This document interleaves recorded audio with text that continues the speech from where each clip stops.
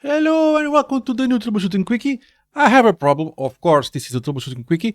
I'm trying to delete some files here, and this is what I get. Argument list too long. Let me put this bigger for you so everybody can see it, on even the people on a vertical view, on a vertical thingy majiggy. So I tried to delete a file or a bunch of files, and I get argument list is too long. Argument list is too long. Have you ever seen anything like this? Have you ever experienced this problem? Let's see it again.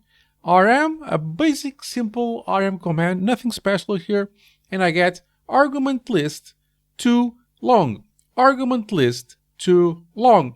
So let's focus here on the rm command specifically for now, okay? Because when you figure this out, this will explain if it when and if it happens on other commands. But for now, argument list too long. rm star minus rf, argument list too long, and I've said this enough times. So this is a troubleshooting quickie. This is for you to think about a little bit what this is the cause, what is causing this, have you experienced this, and also share with me possible solutions.